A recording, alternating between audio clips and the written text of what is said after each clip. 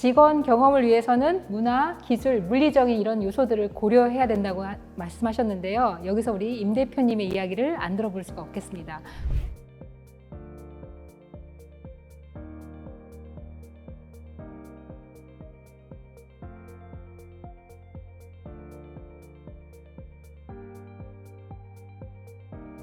우선 임 대표님, 네. 오늘 갑자기 창업을 하셨는데 제가 느끼기에는 네, 맞습니다. 창업 스토리 좀 얘기해 주세요, 먼저. 그러게요. 제가 왜 창업을 해서 이렇게 고생을 하는지 모르겠네요. 저는 외국계 기업에서 한 20년 정도 일을 했고요. 그래서 거기서 해외 직원들하고 원격으로 일을 하면서 그리고 또 해외 어떤 본사에서는 원격으로 일하는 거 허용하는 거를 좀 많이 봤어요. 그래서 이제 이런 업무 방식이 조금 우리나라에도 확산이 되면 좋지 않을까? 뭐 이런 생각만 하고 있었고, 저도 이제 워킹맘으로 일을 했고 또 여성들이 일하는 걸 또 보면 이제 이런 원격 업무 방식을 좀 도입했을 때 이제 육아 문제들을 많이 해결할 수 있는 부분들이 보였거든요. 그러니까 뭐 예를 들면 사실 9시 출근인데 애도 9시 등교잖아요. 그러니까 아침에 꼭 데려다 주는 사람이 필요하고 어린 경우에는 그리고 저녁도 6시 퇴근해도 집에 오면 뭐 7시, 8시면 그때부터 저녁하면 애는 굉장히 밤늦은 시간에 밥을 먹게 되고 그래서 원격 재택근무만 해도 이제 그 두 가지 문제만 좀 해결이 돼도 좀 편안하게 육아와 이제 일을 이제 병행할 수 있거든요. 그래서 이런 것들을 조금 더 도입해 보면 좋지 않을까라는 이제 막연한 생각만 갖고 있다가 이제 코로나로 인해서 이제 강제 재택이 되면서 이제 굉장히 부정적이었던 이제 관리자들이 조금씩 생각이 변하는 게 보이고 이제 페이스북에서 이제 되게 선두적으로 50% 우리 원격으로 가겠다 막 이렇게 발표를 하고 근데 이제 제가 재무 담당이다 보니까 기업에서 또 엄청나게 비용이 세이빙 된 게 보이더라고요. 그래서 기업들이 좀 움직일 수 있겠다. 그래서 이런 거에 조금 역할을 해보고 싶다라는 생각이 나와서 이제 아무 생각 없이 창업을 했는데 만만치는 않고 이제 그렇게 하고 있습니다 지금. 그러니까 워킹맘으로서의 어떤 갖고 있던 페인 포인트 그리고 또 코로나가 준 어떻게 보면 또 위기이지만 기회가 대표님이 창업을 하시는데 일조를 하신 거네요. 자, 어쨌든 얼마 전에 그 WHO가 코로나를 그죠? 해제? 네, 했죠. 자, 그래도 아직 우리에게 이 리모트 워크라는 게 사실 익숙지는 않은데요. 이게 어떻게 기업들한테 좀 새로운 업무 방식으로 자리를 잡을 수 있을 것 같으세요? 그래서 어려움이 있죠. 지금 백도피스를 많이 하고 있기 때문에 부정적으로 보시는 분들도 있고 이제 저한테 이제 사업 접어야 되는 거 아니냐 얘기도 많이 하시는데 근데 또 계속 유지하는 기업도 많고요. 해외는 이미 많이 이제 받아들인 도입한 기업들이 많이 있어요. 그래서 신기한 건 또 해외 일자리들이 저희한테 이제 요청이 의뢰가 들어옵니다. 근데 어떤 리모트워크 미국의 이제 그거 유명한 어떤 사이트에서 서베이한 설문 보고서에 따르면 재무 보고서 제가 아까 말한 것처럼 비용 세이브 같은 게 생각보다 많이 크더라.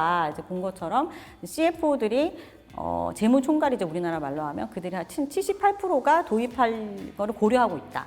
뭐 이렇게 대답을 한 거죠. 그래서 저는 굉장히 고무적이고 왜냐하면 그런 것들로 인해서 비용 세이브도 되지만 그런 지역 경계를 허물었을 때 이제 인재 채용에 굉장한 경쟁력이 생기거든요. 그래서 제가 이거 이제 관심을 갖고 코로나 이전부터 원격으로 이제 근무를 하고 있는 기업들을 이제 찾게 됐어요. 그래서 거기를 인터뷰를 해보니까 정말 채용 때문에 이제 계속 하고 있다라고 그리고 이제 샌프란시스코에만 최고의 인재가 있지 않더라. 그래서 굉장히 다양한 곳에서 뽑을 수 있었기 때문에 우리는 이거를 그만할 생각이 없다라고 생각하고 있기 때문에 어떤 장벽들이 있지만 기업에서 주저하고 있지만 좋지 않은 경험을 한 기업들이 그렇겠죠. 그러니까 그렇기 때문에 그것을 좋은 경험으로 받아들이고 있는 친구들이 많이 늘어났기 때문에 그들의 요구를 계속 거절하기만 하기는 어렵지 않을까. 그리고 또 재미있는 보고서가 이제 MZ세대들이 이제 원격을 그만하게 하면 어떻게 하겠냐라고 한 40%가 이직을 보려고 다른 회사를 원격을 가능하게 한 회사로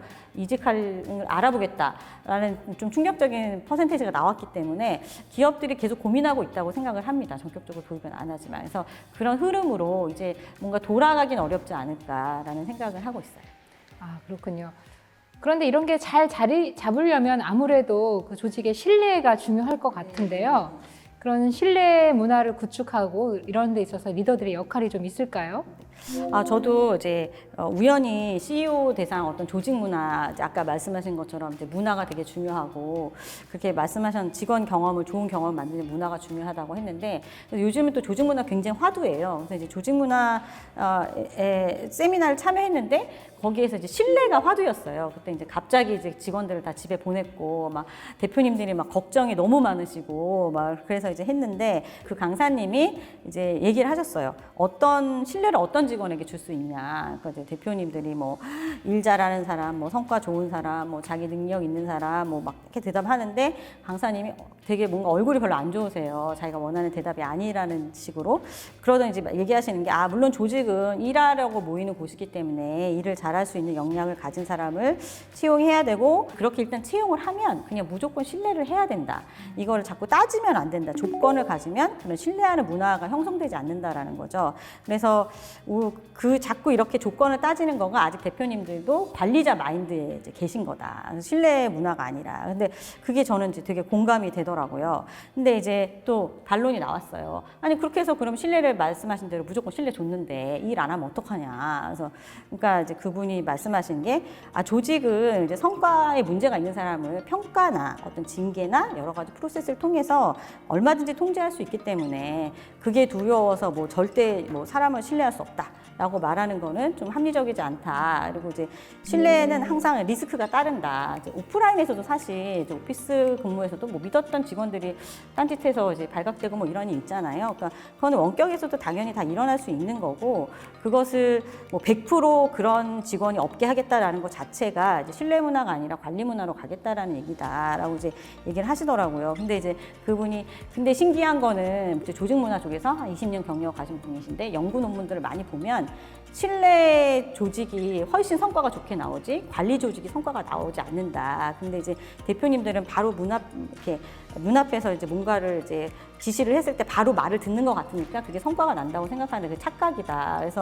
그래서 이런 연구 논문이 많이 나온다고 보여드려도 대표님들만 믿지 않는다. 그러니까 막 대표님들이 막 웃으시더라고요. 그래서 지금도 안 믿는 눈빛이라고. 그래서 얘기하시는데 제가 이렇게 들으면서 제 직장 시절을 이제 생각해 봤어요. 근데 이제 생각해 보니까 제가 부족할 때 이제 상사가 믿어주고 아까 이제 회사가 상사다 얘기하신 것처럼 그 상사가 믿어주고 상사가 이제 뭔가 전폭적인 신뢰를 줬을 때 제가 더 막 성과를 내려고 하고 열심히 했던 것 같아요. 그래서 또 감사한 마음도 들고 그래서 저 신뢰 조직 문화가 더 성과를 만드는 어떤 저런 연구 결과들이 많이 나온 게 아닐까라는 이제 생각을 했었었죠.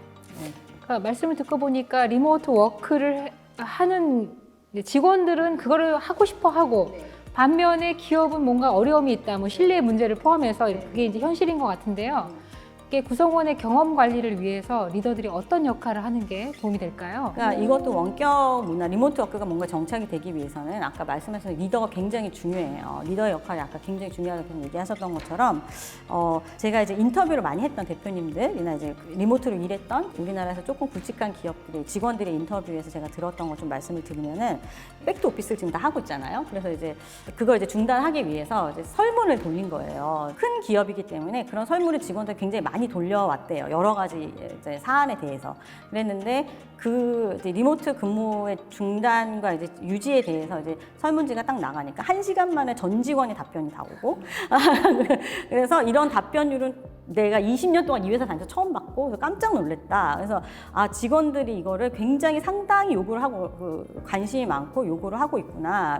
그래서 원래 그냥 관리자들끼리 그냥 결정해서 뭐 어떤 식으로 갈지를 하려고 했는데 그리고 이제 그 서베이한 그냥 참조식으로만 하려고 했는데 안 되겠다. 그래서 이제 공청회를 열었다고 해요. 그래서 한 3회 정도 공청회를 열어서 이제 접점을 찾은 거죠.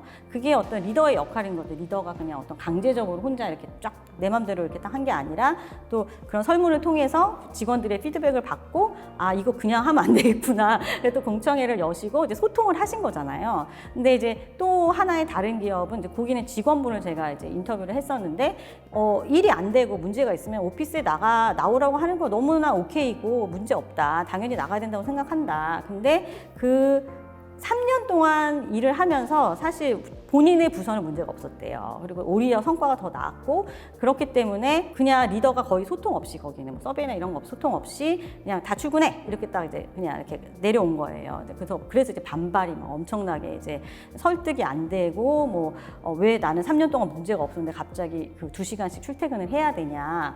그러니까 기업에서 이제 굉장히 이제 힘들어 당황한 거예요, 관리자들이. 옛날에는 아니 이제 출근할 때 이렇게 설득을 해야 되냐. 옛날에 출근은 당연한 건데 뭐 이렇게 막 명분을 주면 명분이 없으면 이제 데리고 오기가 어려운 거예요.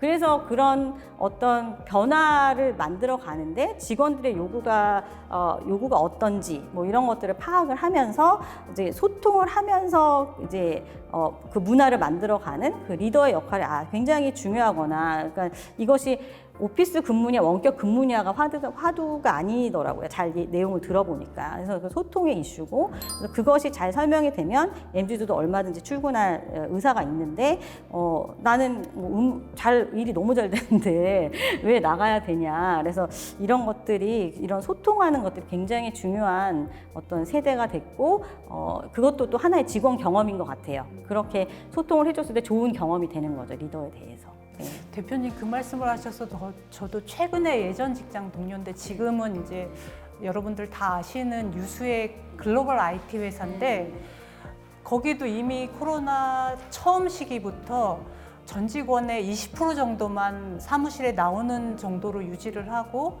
아예 포스트 코로나 이후에도 재택근무를 적용하겠다고 해서, 특히 유럽 같은 데는 아예 근로계약서에 그 조건들을 다 써서 신입 직원들을 다 뽑았는데, 어느 날 미국에 계신 회장님이 하루 출근했는데 사무실에 아무도 없어서 전 직원 다시 다 사무실로 나와 해서 난리가 났었다고 하더라고요. 근데 이미 뭐 유럽 쪽에서는 아예 불가능하고, 일본 같은 데도 사무실에서 2시간 이상 떨어졌는데 재택근무였기 때문에 훌륭한 직원을 뽑아서 이미 잘 업무가 되어가고 있는 상황에서 겨우겨우 회장님을 설득해서. 그러니까 이제 회장님 한마디 다 오지 네, 않는 맞습니다. 거예요. 그래서 어떻게 보면 이제 리모트 워크의 과도기라고 할 수 있겠네요.